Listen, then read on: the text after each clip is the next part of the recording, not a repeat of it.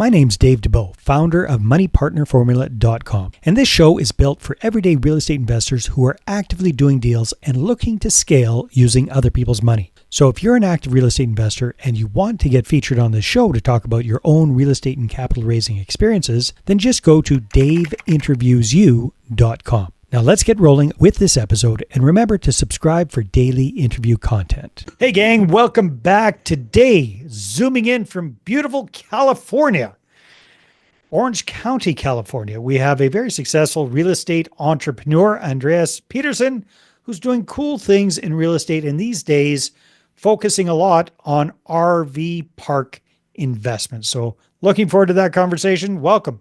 Good to have you here, Andreas. Thank you so much for having me, Dave.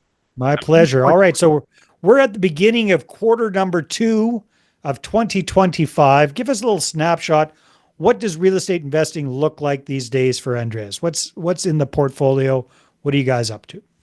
Previously years, I've been very much into multifamily investing myself. I have my own portfolio. I've been an LP in many other deals. And what we realized with the interest rates, they suck.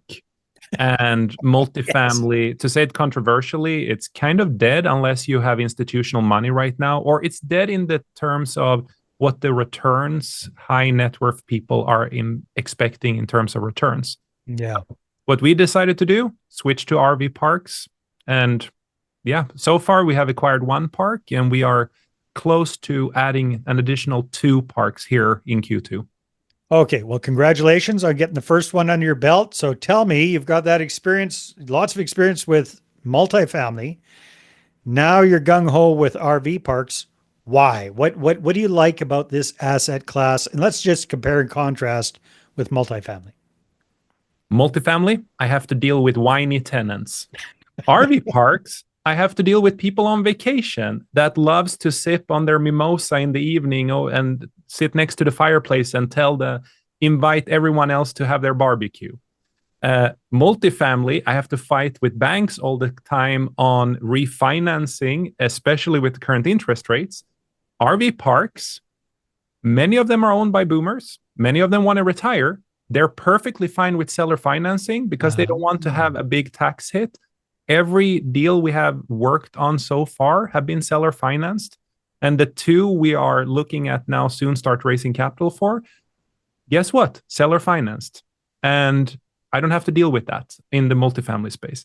The third thing is, I still own multifamily. I'm still an investor. I think it's the results, the returns. It's the difference in multifamily. You have an asset, and yes, you can hire a property management company, and most people should. It's not just the same. I love the feeling of running a business for real. An RV park have all the elements of running a business in terms of you need your staff, but it's so much more customer experience, so much more customer focus. Again, both have that, but it's just that extra feeling to it. People are traveling to experience something. It's typically get their family away from their screens and just experience like nature back to it's the nostalgia. You don't have that in an apartment complex. So there's some feeling to it, and it feels like a real company as well that has a soul. Well, that kind of makes sense. You compare and contrast. You have an apartment building that all of your tenants there, that is home for them, right? So they're living there, they're in there, whatever, 16 hours a day kind of thing, or whatever that looks like. You're going to hear a lot more complaints there. RV parks, they're passing through on vacation, drinking mimosas, like you said, feeling good, and just kind of, they're in and they're out. There are always problems with that, but not the same kind of problem as a more cheerful kind of crowd. So you've got the first one under your belt. Tell us a little bit about that. Give me a snapshot of what the park looks like, where it's at, kind of the size of it. Is it a 4-season thing or is it a seasonal? Just give us an idea of how that works. The park is 90 minutes outside of Dallas, Texas. Okay. When we bought it, it was a smaller park. It still is. It has 54 RV pads. We're currently doing construction, adding 25 more pads. Wow. 2 weeks, or sorry, 2 months of work. It should be ready before the season starts. Yeah. The park had a primary residence, 5,000 square foot barnuminium that we are converting into an Airbnb and an Okay. event space. Yeah. The cool attraction with this place, it has a 250,000 gallon spring fed pool, which is rare. And people drive from like hours away to go. I don't even, that doesn't even compute to me. So what, like 250,000 gallons, like how big is that sucker? It's a fairly big one. Uh, Yeah. and there is no real big pool. It's hard to explain, but and there's a bunch of cabanas and other things. So what Yeah. we're really doing with this specific park, it's a destination in a small area, small city. Like the city nearby have 4.5, 5,000 people, but Mhm. it's really that, and it's next to a river, Leon River, that goes out to the lake there. Mhm. And it is, you ask seasons, it's absolutely more summertime, but it's open all year round. There's a lot of winter Texans that's come there that want to escape the cold from other states. And the Or yeah. see Yeah. during winter time, we have seen it's closer to 50%, which I would say is fairly high for a winter time in such a park. Yeah. Um, Interesting. what else is good to say? Yeah, Well, that gives me a good snapshot of what it's all about. Okay. So what appeals to you is the fact that this has got a whole different feel to it. It's more like a business. That might turn other people off because they're into the idea of a hand as much as possible, a hands-off kind of investment. They can hire a property management company to take care of an apartment building. This sounds much more hands-on. Are there ways that you can kind of outsource a bit of that, or do you need to be hands-on to really optimize this kind of? I love that you pointed that out. And I get that question. And the other one is like, oh, you're having a mobile home now? Is that mobile? Are you going to put mobile park trash people in? Like, no, no, no. It's not a mobile park. It's an RV park. It's a Yeah. destination thing camping. But we both have a park manager that runs the park, lives in the park. We have a regional manager that will oversee this and the other parks.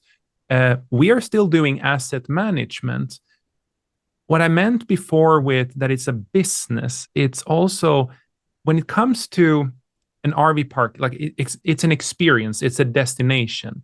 And I love to do marketing and I love the branding and how Mhm. to sort of how you can make people feel and have the emotional experience and the nostalgic. And even though some people they want to be passive, I love that part of the business, so I am active in that. Obviously when you take it over, like any resource you have to, or any asset you acquire, you have to improve it, you have to make it better. I think from a marketing perspective, there's so much you can do. The RV space they're not really good at marketing, and they are not really good at, how do you say, reaching the right target audience. I get it. When you are marketing multifamily, you still want to have the experience. You can still do all the dog parks. You can still do all the pickleball Picnic areas and yeah, world and all of that. yeah.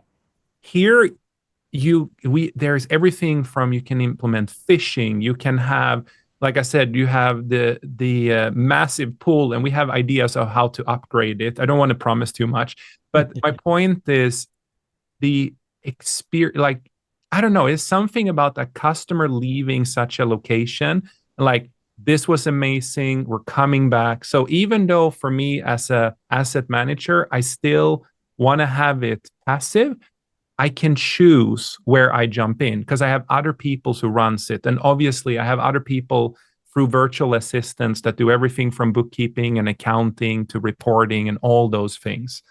But Interesting. I actually like it. I love real estate. So for me, it's not an issue. I didn't even tell you my background. I was a CEO of a tech company. It was owned by Canon, and I've been an executive for 10 years and CEO for 7 years. I'm kind of done with it. So this for Yeah. me, real estate, like I love it. Got it. Yeah. So I I don't was want to be out. interesting, Andreas. I was interviewing another gentleman probably a couple of months ago now, who's in the RV campground space as well. But he focuses on buying KOA Yeah. campgrounds. So this is the one that you got is an independent. It looks like you're looking for some other independent ones. Are you kind of thinking about creating a brand around all of them and having those kind of efficiencies, or keeping each one separate? What are your thoughts there?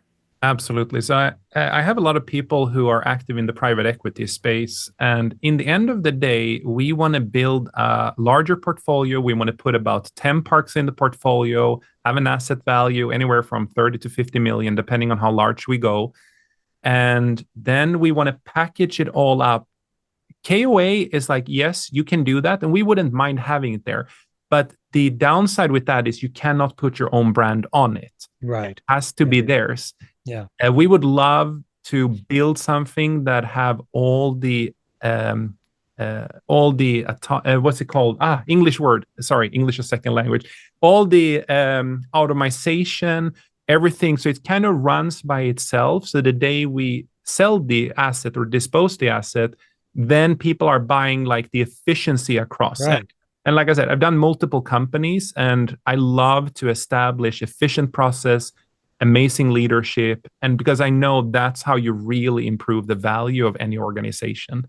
Yeah. So that's my game plan. And yes, one of the parks we're actually looking at right now are part of KOA, and it is a 5-year time frame. So we'll see how we manage that one in the end. I don't want to Well, say. that's exciting, Andreas. Yeah, yeah, yeah. No, that makes a lot of sense. So there's a lot of I like about this. Probably the number one thing that perked up my ears is the opportunity to buy these parks, not just onesie twosies, but like a lot of them with owner financing. Because, like you say, they're boomers. They bought them, or they started them, or they built whatever. They got them free and clear. They want to get out of the active day to day side. They love the income. You're able to purchase these from them, keep that income coming in, maybe even better than what they were getting before, and you don't have to worry about dealing with banks. That is huge right there. And I can help them because Yeah. if they put it on the market with the interest rates being right now through conventional financing, they don't get the price they want to get. Mm-hmm. For me, it's very simple. I calculate a 5-year holding period, and now I can offer them a little bit even above market value because I got so good terms on the financing. The last park now, or this first one, we got that one at 3% interest only for 7 years. Wow. Yeah. Yeah, you can't beat that. So there's no principal in there. It's interest only. Simple interest, right? And yeah, Imagine what that do for the return for the investors. exactly. So at the end of the 5 years, is that the idea, is to bundle these all up and sell them to Yes. the big guy? So what's you're talking about bringing down another 10 parks. What's the time frame for doing that? We are aggressive, so depending on market and how it goes, but 12 to 24 months, we want to have a portfolio of 10 parks. Like I said, we have 2 more here. I'm really, we have agreed on price. Now we need to agree on the terms. And hopefully we can get them. Yeah, okay, with closing. It's going to be going into Q3. Yeah. The goal is to take down 3 parks, get all now in the first half of the year was the goal, establish the right processes, the right procedure, the right management, then scale it up. We already have interest from some institutional lenders because right now they can't, and family offices, because they can't place their money in real estate really at the moment, unless there is some affordable housing or there are a couple of other things you can do. So we have interest, but I would say goal of this year, if we can exit out and have done 4 at least, and then do the rest next year. Yeah. Yeah. Why not? Capital is So, out there. A lot of people are saying capital is not out there. Capital is absolutely out there. We even got overfunded for this first one. And well, I was going to ask you, like, how much funding do you need if you're getting owner financing on these? What kind of a down payment are the owners typically looking for? and that's the beauty. It's way less, right? So the investors get, and I don't want to throw out numbers, but I Well, can. I just maybe a range. So typically with a So we are multifamily, looking at targeting. 20, 25, 30% down, Yeah, similar there or not so much? it's very similar. Depending on if we are doing additional construction, then we are raising more capital, obviously, or if there are major improvements we have to do. Our buy box is we want to have parks that are 150 to 250 pads is what we prefer. Or if they are closer to 100, we want the ability to add those additional 50 to 80 in terms like you're doing right now. like we're doing right now. We want to increase with about 50%. And then we always say we want a destination. So it shouldn't just be some parking lot in the middle of a city. Like it needs to be a destination nearby or at the location. But the returns, I can give you pro forma returns, and obviously full disclaimer, these are estimates and so on. Yeah, well, no, we won't talk about the returns Okay. because they're different for every deal. So, Yeah. but basically it's the idea of, okay, you're getting owner financing. You still have to come up with down payment money. We You have to still come up with a with- couple of million. So if we buy a park for, let's say, 3 to 5 million, we still have to come up with 1.5 to 2 million, depending on if there's construction or not. The first one, I can say that was a $1.7 million raise because we were doing construction and fixing up a couple of things. The other park, I think we will get under contract now. That's only the seller agreed. Okay, I don't want to go into the details because I don't want to say which one it is. But the seller did agree to something where we acquire a multi-million-dollar valued park with about raising $700,000. That's the beautiful thing of dealing directly with the sellers, right? There's so much no room brokers, no middleman, no agents that are like, no, you have to go the traditional way. And in the end of the day, the seller wants this because they actually get a few $100,000 extra out of the deal. And for us, we can offer exceptionally good returns to our investors because we don't need as much capital. Yeah, no, it's brilliant. That makes a lot of sense. How, as we're wrapping up our conversation here, Andreas, how are you typically finding these parks? Are you going direct to seller? Are you knocking on doors? Mail and stuff. What are you using brokers? What are you doing to find these opportunities? I'm going to start by saying, because I just trash brokers, we use brokers if they let us talk and negotiate directly with the seller. We have no problems with that. And we have found some brokers that are exceptional and are bringing us opportunities. And they go like creative financing and seller financing. I'll leave that up to you guys. Like, as long as he gets his commission, what the hell does he care? Really, exactly. It's even better for him, or her. But overall, most of the opportunities we get are literally picking up the phone, calling, and sometimes they're listing them. And a lot of people who, let's say they own this park for 20 years, they don't know how to list them. So we don't find them on the normal places. I can tell you that. And they're usually wrong listed as well. But then brokers don't know how to list them either, right? That's kind of a weird... Do you know how many times we have found an RV park we underwrote in the retail space for sale? Like I'm selling a store. No.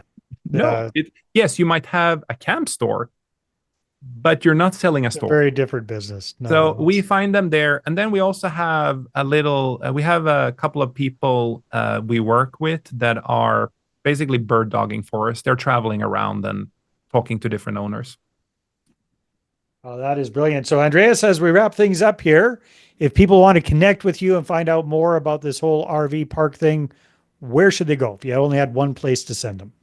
Instagram. My handle is Andreas the CEO, and I answer all the messages myself. If you want to talk RV parks, you want to invest in RV parks, you want to sell them, whatever. Like I'm in love with this, and we're just getting started.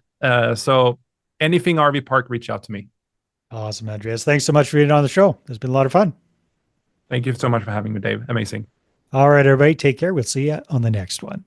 Hey there, I really hope you enjoyed that episode. And as always, if you want to listen to more daily interview content, make sure you subscribe. And if you're an active real estate investor and you're doing deals and you'd like to get featured on this show, then just head over to daveinterviewyou.com. Now at moneypartnerformula.com, we help real estate investors to create a process for predictably getting capital so they can do more deals without relying on hard money lenders or the banks. We do this by building them a private capital marketing system. Now, if you want help turning yourself into a big money capital attraction machine, then book a call with our team to see how we can help. Just visit moneypartnerformula.com to find out more. All right, take care, and we'll see you on the next interview.